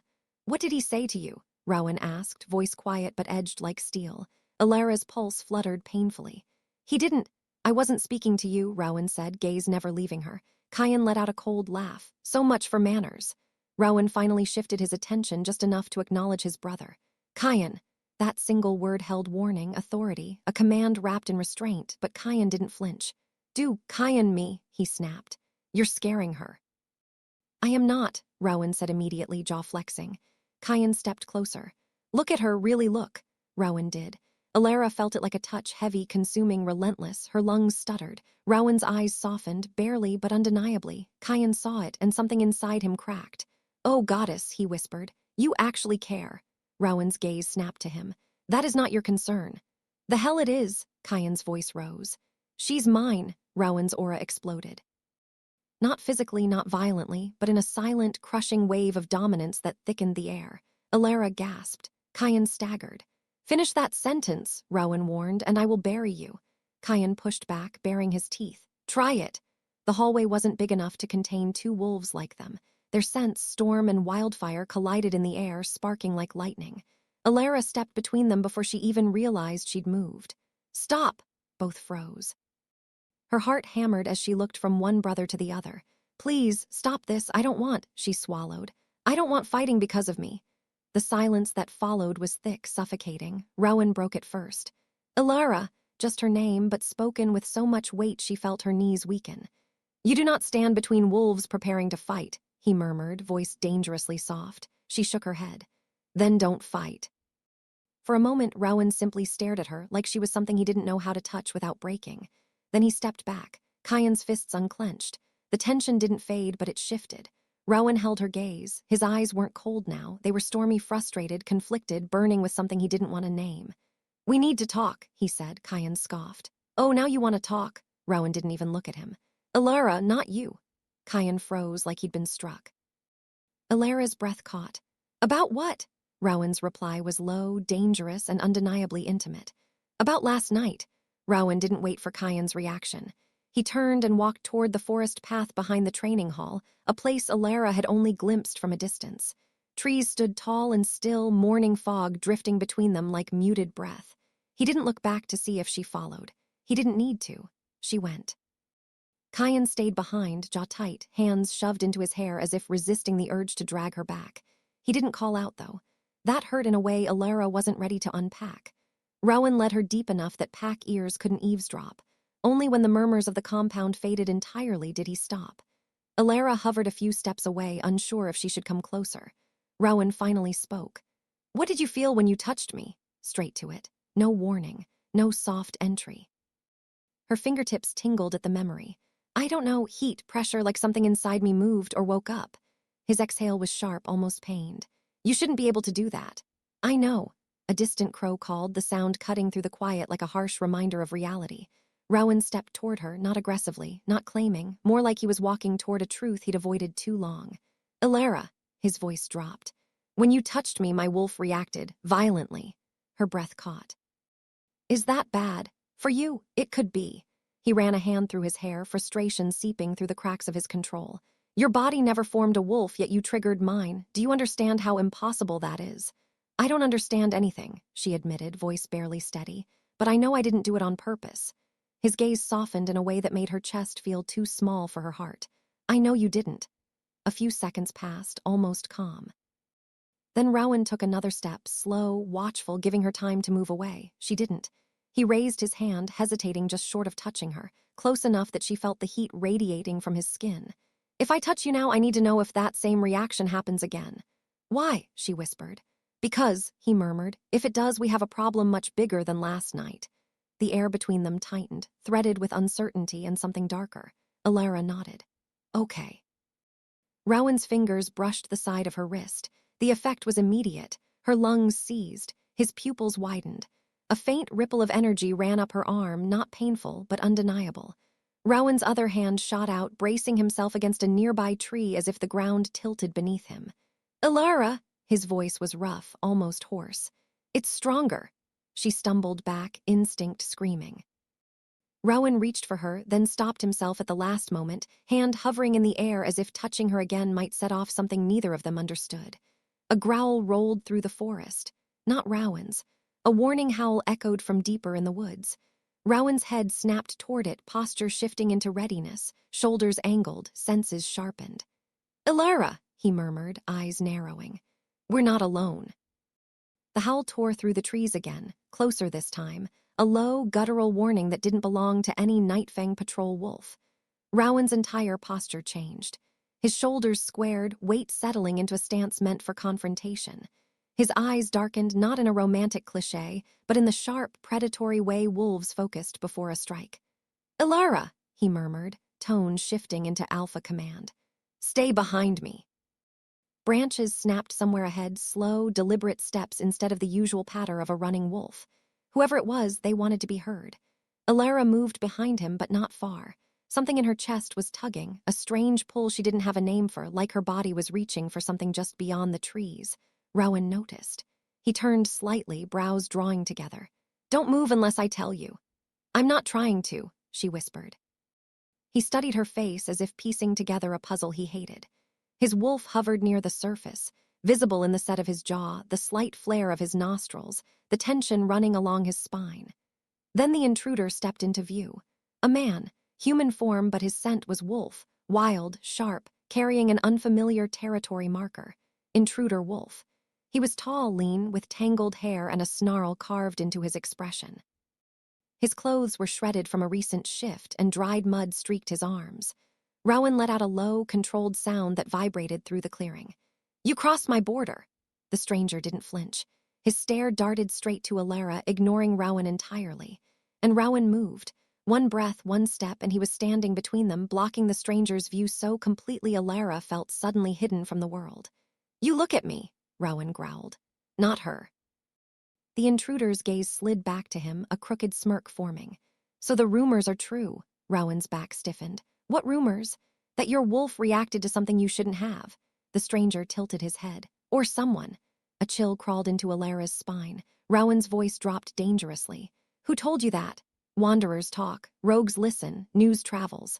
The intruder's eyes flicked toward the space behind Rowan. Especially when an alpha's power flares loud enough to shake the ground. Rowan moved so quickly the intruder barely dodged, his fist grazing the man's shoulder before a second blow forced him back. You don't get to speak about her, Rowan snapped. Alara's throat tightened. He rarely let emotion into his voice, but now it threaded through every word, protective, raw, unfiltered. The intruder regained balance, wiping blood from his lip with a grin. You're rattled, good, makes this easier. Rowan lunged again. This time the stranger shifted, bones twisting, fur erupting, spine arching until a dark brown wolf stood where the man had been. Larger than most rogues, starved but strong. Rowan's wolf surged so close to the surface that Alara saw a flash of silver ripple through his eyes. He would shift. He would kill. And she couldn't explain why, but a pressure built under her ribs as if something inside her wanted out. Not a wolf, not claws or fur, something different. Something dormant too long. The rogue wolf circled. Rowan tracked every movement. Alara, Rowan murmured without turning, voice rough with impending shift. When I move, run to the training hall, don't look back. I'm not leaving you. Yes, his tone left no room for argument. You are, the rogue wolf lunged. Rowan's body snapped forward in a blur, half shifted, teeth lengthening, hands curved like claws, strength doubling as instincts broke through his restraint. He met the rogue in midair, the impact sending leaves exploding around them. Alara stumbled from the force, but something stopped her from running. Something pulled her toward the fight instead of away from it, something she shouldn't possess. She pressed a hand to her chest. Heat rolled beneath her skin in a slow, dangerous wave. Rowan slammed the rogue into the ground, but the stranger twisted and sank his teeth into Rowan's shoulder. Rowan roared.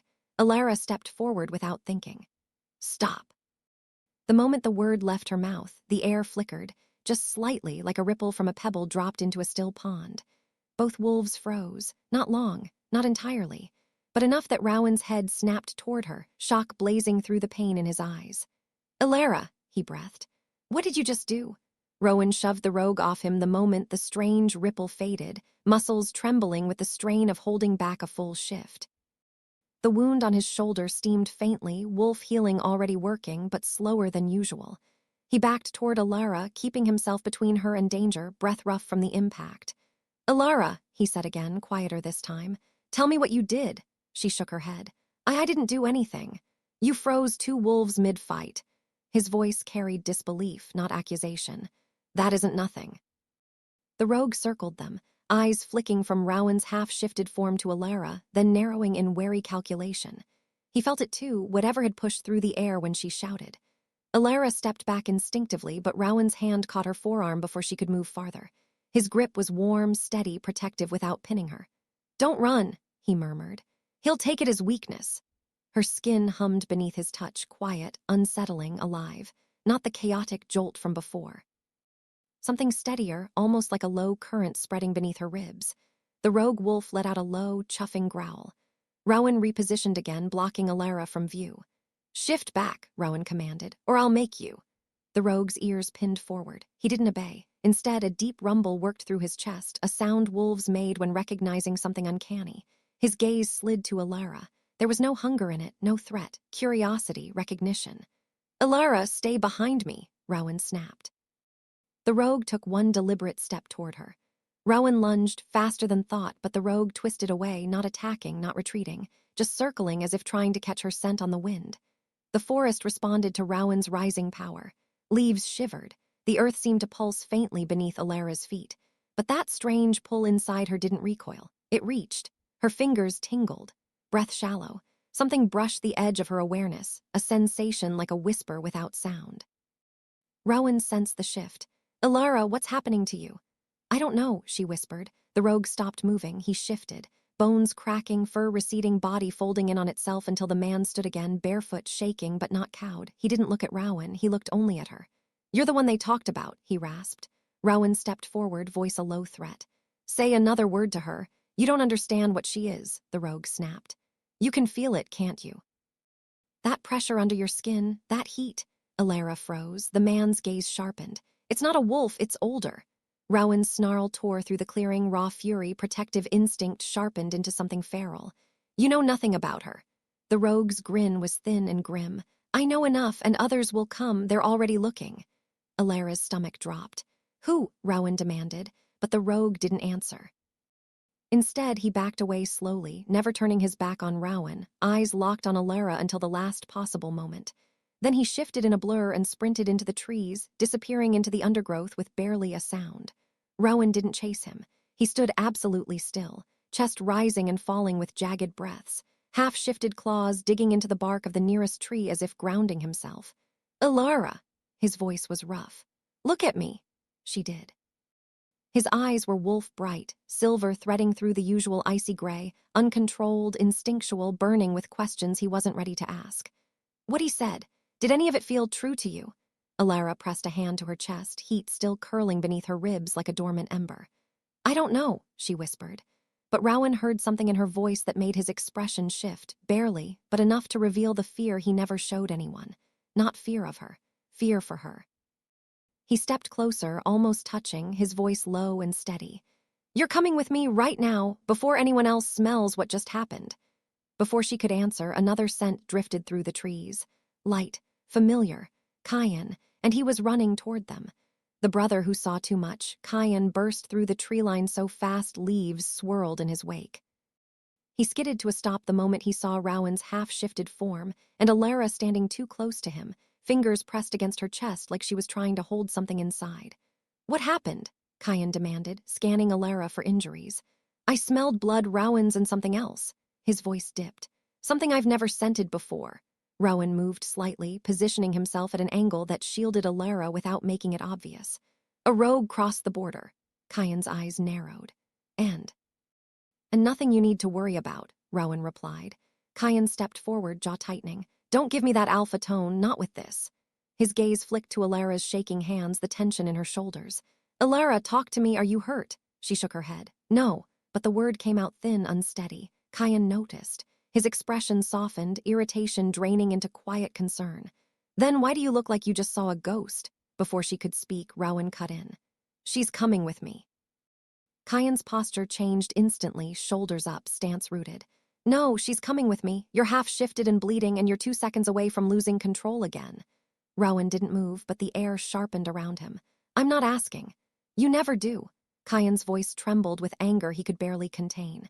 "And every time you pull her into your world, she ends up shaken or terrified." Alara flinched. Rowan noticed that too. His jaw clenched, not the repeated cliché type, but the stiff, pained realization that Kyan's words had hit somewhere he didn't want touched. Kyan lowered his tone. "What happened out here?" Alara stared at the ground, pulse thudding in her ears. She didn't know how to explain the strange pressure, the ripple of power, the way the rogue's eyes had latched onto her like she was carved into fate. Rowan answered for her. "She froze both of us." Kyan blinked. "What?" Rowan looked straight at his brother. "She spoke. And something pushed through the air. It hit me. It hit the rogue hard enough to interrupt a fight." Kyan's stare swung to her, wide and stunned. "Alara, that's impossible." She wrapped her arms around herself. "I thought so too." Kyan stepped closer, gentle but cautious, as though approaching a skittish animal. "Did you feel anything when it happened? Pain, panic?" Her fingers curled at her sides. "Heat, under my ribs, like something woke up inside me." Kyan paused mid-step. He looked back at Rowan. Rowan didn't look away. Something wordless passed between them, fear, recognition, old stories they both knew but never believed. Kyan exhaled slowly. "Rowan, she needs a healer." "No," Rowan said immediately. "No elder touches her until I understand what this is." Kyan scoffed. "You're going to keep everything secret again? This isn't the council's business." "Everything is the council's business," Kyan snapped. "That's the problem." The tension between them crackled like static. Alara stepped forward, voice trembling. "Please stop fighting, just tell me what I'm turning into." Both brothers froze. Rowan's expression shifted, controlled but deeply shaken. Kyan's face fell entirely. "Alara, don't say it like that." But she didn't back down. "I need answers." Rowan swallowed once, his voice level but heavy. "We don't know yet." Kyan ran a hand through his hair, stepping closer to her. "Whatever happened, we'll figure it out. You're not alone." Rowan's nostrils flared at the proximity, but he didn't interfere, not this time. Kyan glanced at the blood soaking Rowan's shoulder. "You're losing strength, let me take her back." Rowan wiped the blood with his thumb, examining it as if he expected to find something wrong with it. "I'm fine." "You're not," Kyan shot back. "And she's shaking." Alara's breath hitched, barely noticeable, but both brothers heard it. Rowan stepped close to her, voice quiet. "Let me see." He reached for her wrist. Slow. Intentional, asking without words. When his fingers brushed her skin, nothing exploded. No ripple, no invisible shock, just warmth. Rowan's relief was subtle but visible. Kyan exhaled sharply, jealousy flickering before he shoved it down. Rowan released her gently. "We go together, all 3 of us." Kyan opened his mouth to argue, then paused when a twig snapped somewhere far off. Rowan stiffened. Kyan instantly shifted his stance. Alara barely breathed. Rowan's attention snapped toward the deeper woods, voice dropping into something cold and predatory. "We're being watched." "Asen, say, start Chapter 9 Part 1 when you're ready for the next chapter." "You said." "Start the Chapter 9 Part 1," ChatGPT said.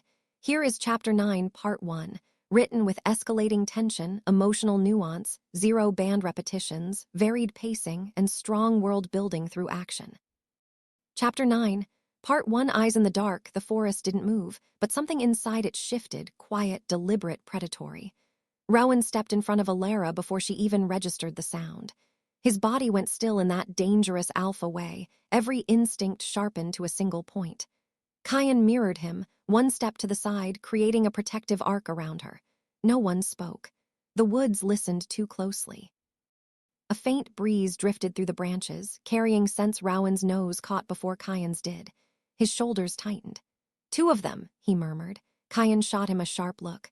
Rogues? No, Rowan's expression darkened. Worse. Alara's pulse thudded at the base of her throat. She didn't ask what worse meant. The fear etching itself through Rowan's control told her enough. A twig snapped. Then another. 2 silhouettes emerged between the trees, not wolves, not fully human. Half-shifted forms wearing cloaks that draped like tattered shadows around them. Their eyes glinted unnaturally bright, reflecting light that wasn't there. Hunters, not the human kind. The kind wolves told stories about in whispers, wolves who willingly abandoned their packs, fusing shifting with dark rituals until their bodies twisted into something in between. No allegiance, no mercy, no boundaries. Kyan muttered under his breath, Moon cursed them. Rowan didn't take his eyes off the intruders. Don't speak. One of the half-shifted figures tilted his head, sniffing the air like an animal tasting its prey. His voice slithered out, distorted by the remnants of a half-formed muzzle. Alpha Rowan. The tone was polite, satirical. We smelled something unusual. Kyan stepped forward before Rowan could. Border violation, turn around or what?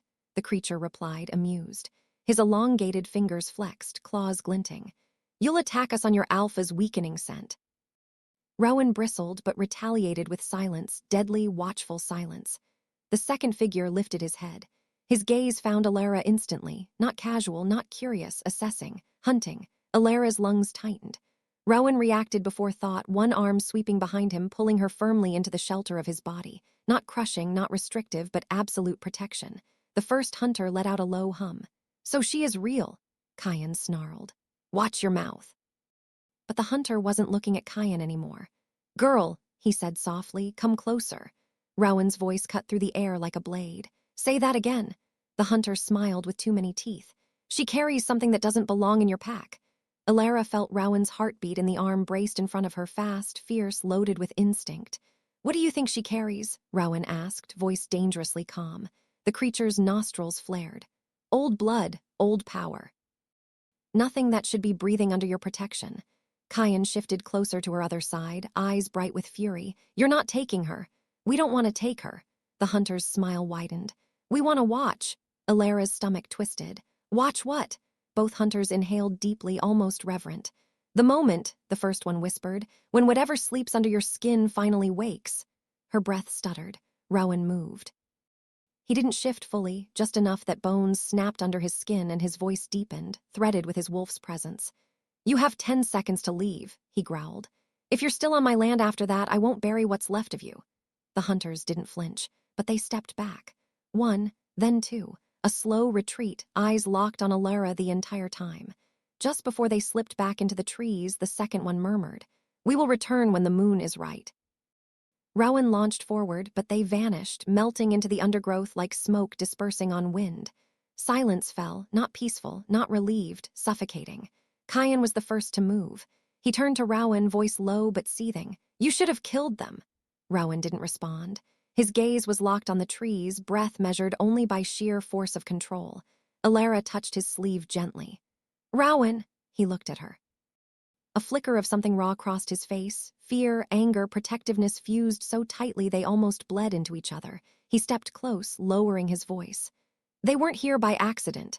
Kyan moved to her other side, tension lining every muscle. They came because of you. Alara swallowed, throat dry. I didn't ask for any of this. Rowan's expression softened. Barely. I know, and I won't let them near you. Kyan added quietly. Neither will I, but even with both brothers flanking her, a truth settled cold and heavy inside her. Something inside her had drawn hunters across territories. And whatever it was waking. Asen, say, start Chapter 9 Part 2 when you're ready for the next part. You said, start the Chapter 9 Part 2, ChatGPT said. Chapter 9, Part 2, the Alpha's wolf won't stay quiet, the path back to the training grounds is empty, the moon a thin silver blade overhead. Alara walks fast, hugging her arms to her chest, trying to breathe through the heat still clinging to her skin. Rowan's scent won't leave her, pine, cold air, the faint bite of storm. It sits under her skin like a pulse. Why did I let him get that close? Why did he look at me like that mattered? Branch snaps behind her. Alara freezes. Rowan's voice cuts through the darkness, low and sharp with something more dangerous than anger. Don't run from me. She turns, heart hammering. Rowan stands only a few steps away, breathing hard like he's been fighting his own instincts the entire walk. His eyes flicker gold, his wolf scraping at the edges. "Alpha," she whispers, taking a small step back. His jaw clenches. "Alara, you know that's not what you call me." Her breath stalls. The forest goes silent. Rowan slowly approaches, each step controlled but trembling, like he's moments away from losing the fight inside him. "You don't get it," he murmurs, voice rough. "My wolf, he's never reacted like this, not to anyone, not ever." Alara backs into a tree. He stops just close enough that she feels the heat radiating off him. "I do," she shakes her head, breath trembling. "I don't want trouble." His eyes soften in a way she's never seen. "You are not trouble." A lie. She knows it. He knows it. His entire pack would burn for this. Rowan lifts a hand slowly, like waiting for her to flinch, and brushes aside a strand of hair sticking to her cheek. The touch is feather light, but her entire body lights up. He inhales sharply, knuckles tightening. "Alara," he murmurs, sounding almost in pain. "Don't run from me again." Her voice cracks. "I don't know how to stay." Rowan's eyes darken, wolf flashing bright gold. "Then I'll make it impossible for you to leave." Her heartbeat stops. A howl erupts somewhere in the forest, shattering the moment. Rowan stiffens, rage slicing through him. "Kyan," he growls, recognizing the voice instantly. Alara's blood turns cold. Rowan's wolf steps forward with such force that the air trembles. "This isn't over," he tells her, voice like thunder. And then he disappears into the trees, running toward the howl toward his brother, leaving Alara trembling, breathless, and terrified of what happens next. Ready for Chapter 9, Part 3, Asen. "You said, start the Chapter 9, Part 3, ChatGPT said. Chapter 9, Part 3, 2 wolves, 1 claim." Alara follows the sound of the howls at a cautious distance, every instinct screaming at her to stay far, far away from whatever storm is about to break. But she can't, not when she heard Rowan's voice filled with fury and Kyan's howl echoing with something she can't name. The trees thin, and there they are. Rowan and Kyan stand in a moonlit clearing, bodies taut, wolves clawing beneath their skin. The tension crackles so violently that the air tastes metallic. Kyan is the first to speak, voice lazy, but eyes sharp as blades. "Brother," he says with a mocking grin, "you ran fast, afraid I'd reach her first." Rowan's wolf surges to the surface so abruptly that Alara feels the shockwave in her ribs. "Say that again," he snarls. Kyan steps closer, undeterred. "You're not the only one who feels the pull." Alara's stomach drops. Rowan's fists tighten. "You stay away from her." "Why?" Kyan laughs softly. "Because you touched her first." His smile fades into something darker. "Or because your wolf finally wants something you're terrified you don't deserve." Rowan lunges. But Kyan, fast as lightning, dodges, catching Rowan's arm as they spin. Their wolves flash gold and crimson, claws half shifting, teeth sharpening. This isn't a fight. This is a warning. A claim. Alara steps forward without meaning to, panic tightening her chest. "Stop!" Both brothers freeze. Rowan turns first, eyes molten, chest heaving, fury barely restrained. His expression softens when he sees her, then hardens again as he glances at Kyan. Kyan's expression shifts too, softening, warming, as if seeing her put out a fire inside him. "Alara," Kyan says gently, "you shouldn't be around him when he's like this." Rowan growls. "She's safer with me than with you." Kyan's jaw tenses. "That's funny, because from where I stand, she looks terrified of you." The clearing goes still. Alara's voice shakes. "Both of you stop this, please." Rowan takes a step toward her, but Kyan moves at the same time, placing himself between them, protective, defiant. Rowan's eyes flash pure gold. "Move." Kyan doesn't. "Make me." For a heartbeat, the world holds its breath. Then Rowan's wolf slams into him. The two brothers clash, an explosion of snarls, claws, and raw instinct. They crash into a fallen log, splintering wood, teeth bared, muscles straining. The ground trembles beneath them. Alara stumbles back, heart in her throat. "Kyan, Rowan, stop!" She screams, but neither hears her. They aren't fighting as brothers, they're fighting as wolves for her. Suddenly Rowan pins Kyan, claws at his throat. One more second and "Rowan," Alara cries. His head snaps toward her. And in that sliver of distraction, Kyan twists, throwing Rowan off. Both brothers fall apart, panting, bleeding, eyes wild. Kyan wipes blood from his lip, glaring at Rowan. "This isn't over." Rowan rises slowly, gaze burning into Alara with something desperate. "Stay away from him," he demands quietly. "Please." Kyan's voice cuts in raw. "Alara, don't let him cage you." The wind rustles through the clearing, carrying their breaths, their fury, their unspoken truths. Alara stands frozen, caught between two wolves who would tear the world apart for her. And for the first time, she realizes this is only the beginning. Ready for Chapter 10, Part 1, Asen. You said, start the Chapter 10, Part 1, ChatGPT said. Chapter 10. Part 1, the aftermath of a fight that shouldn't exist. The clearing is silent now, too silent. The brothers have vanished into opposite ends of the forest, leaving shredded bark, broken branches, and the echo of snarls still vibrating in Alara's bones. She stands alone, chest tight, breath unsteady. Everything feels wrong. They fought because of me, because their wolves reacted to me, because something about me is dangerous. Her fingers tremble as she presses them to her temples. She can still feel Rowan's heat, his touch brushing her cheek like it meant more than it should, and Kyan's voice, soft and protective, cutting through the chaos. She wraps her arms around herself and starts walking, slow and hollow, trying to calm her shaking legs. The world feels heavier with every step. Up ahead, the night guards at the training post straighten when they see her. Their eyes flick between the direction Rowan ran and the direction Kyan disappeared. And suddenly their expressions darken. Word spreads fast in a pack, especially when two alphas clash. "Alara," one guard murmurs, voice uneasy. "Are you hurt?" She shakes her head. "No, I'm fine, I just need to go back." He nods, but the tightness in his jaw tells her he knows she's lying. As she walks away, whispers rise behind her. "Did you feel that? Their wolves went insane. Kyan S. never challenged Rowan before, not like that. Who were they fighting over?" Alara's heart slams painfully. She pulls her hood up, trying to disappear into it, and keeps walking. But the murmurs follow her like shadows. By the time she reaches the pack housing area, the tension in the air is thick enough to taste. Pack members stand in small groups, talking in rushed, hushed voices. Eyes shift toward her. Some widen, some narrow, some fill with suspicion. Because Alara, the quiet omega everyone ignores, is now part of the storm they can feel shaking the hierarchy. She lowers her head and walks faster. Just when she thinks she might reach her small cabin without being stopped, a hand grabs her wrist, not harshly, but firmly enough to make her breath hitch. Myra, her only real friend, wide-eyed, worried, clearly informed of everything. "Alara," she whispers, pulling her into the shadows between two cabins. "What happened?" The whole pack feels like it's about to explode.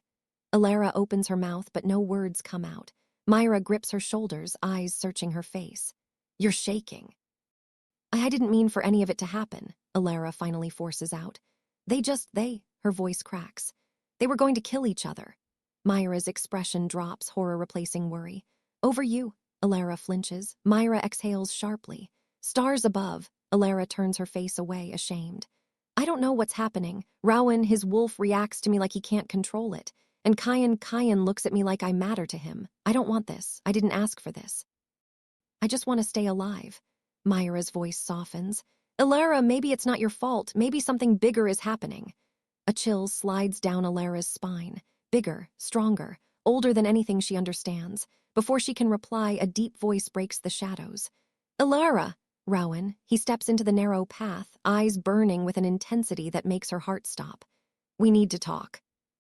"You said, start the Chapter 10 Part 2, ChatGPT said. Chapter 10. Part 2. The truth the Alpha never wanted to speak. Rowan's presence fills the narrow space between the cabins, thick and unyielding. Even in the dim light, the tension around him is unmistakable. Strained shoulders, a quiet storm gathering beneath his skin, eyes flickering with the remnants of the wolf he barely kept contained. Myra steps protectively closer to Alara, chin high. "She needs time to breathe, Alpha." Rowan doesn't snap back. He just holds Myra's gaze for a long beat and then gives the smallest nod. Gratitude, maybe, or acknowledgement. His eyes return to Alara. "We can talk somewhere private," he says. His voice is calm, but something beneath it pulls at her. Alara swallows. "If it's about what happened." "It is," he cuts in, softer than she expects. "And about what's coming." Myra nudges Alara's arm. "If you need me." "I know," Alara murmurs. Rowan waits as she steps toward him, keeping just enough distance to avoid overwhelming her.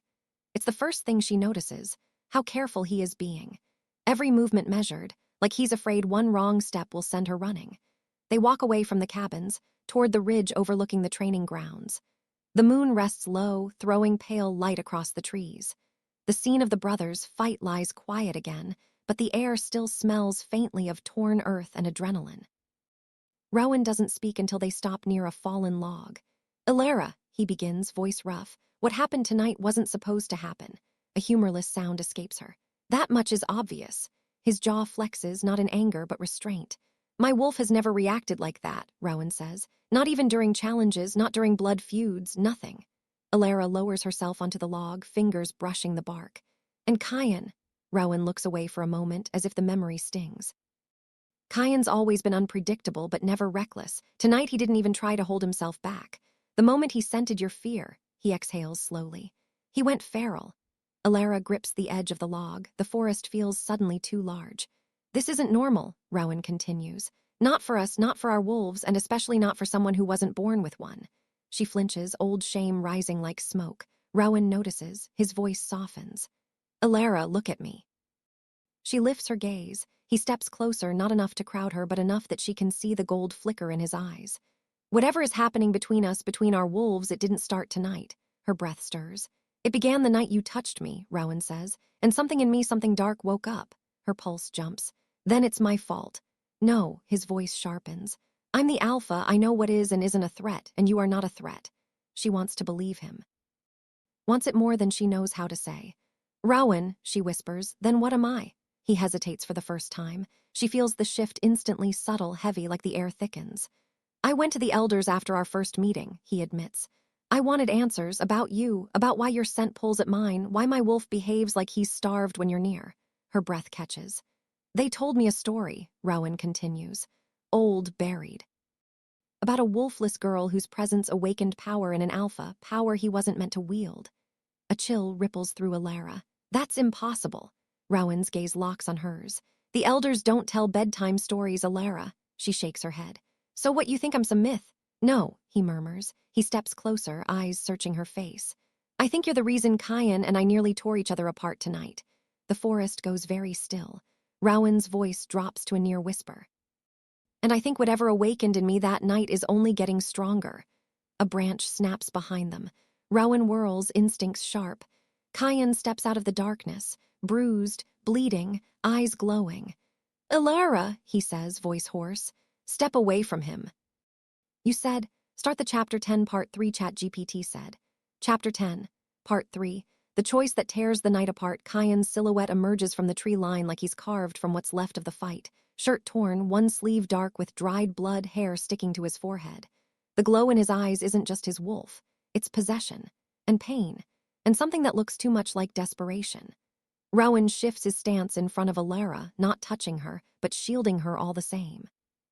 His shoulders tense, muscles coiling tight beneath his skin. Kyan, Rowan warns, don't take another step. Kyan takes one anyway. His gaze never leaves Alara. You shouldn't be near him, Kyan says, voice scraped raw. Not when his wolf is losing control, not when he can't promise he won't hurt you. Rowan's growl is low, contained, but Alara feels it vibrate through the ground beneath her feet. I'm not your enemy, Rowan snaps. Stand down before this gets worse. I'm not standing down from you ever again. Kyan's fingers curl at his sides, trembling. Not when it comes to her. Alara steps forward before Rowan can stop her. Kyan, please. Kyan's expression shatters. A breath leaves him like she's punched the air out of his lungs. You're shaking, he murmurs, voice cracking. He scared you. No, Rowan cuts in, jaw set. She's shaking because of you. Kyan's head lifts sharply. I'd never hurt her. Rowan's eyes gleam. You already did. The memory hits Alara in a flash. Kyan slamming against Rowan, their wolves screaming, the air splitting like it couldn't hold them both. She forces herself between them. Not touching, just close enough that both freeze. Stop, Alara whispers. You're ripping the pack apart, you're ripping each other apart, and I can't be the reason for that. Kyan's chest rises and falls in uneven pulls. You're not the reason. The pull started the moment I met you, the moment I saw you, and tonight, his voice breaks. It felt like losing something I haven't even been allowed to have. Rowan's jaw tightens, but the anger in his eyes fractures into something else, pain buried deep. Alara rubs her palms together, breath unsteady. Both of you feel something because of me. I get that. I don't know why. I don't know what I am to either of you, but whatever it is, it's getting stronger and dangerous. Rowan steps closer. Which is why we need answers, not another fight. Kyan laughs under his breath, bitter, exhausted.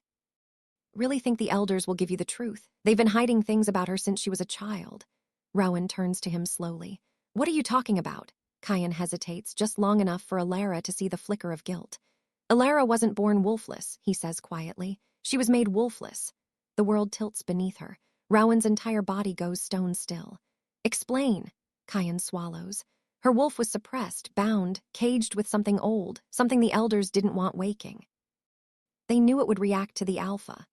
Alara's breath hitches on a thin, painful sound. I had a wolf. I had a wolf and they took it from me. Rowan moves toward her, expression fierce. Alara!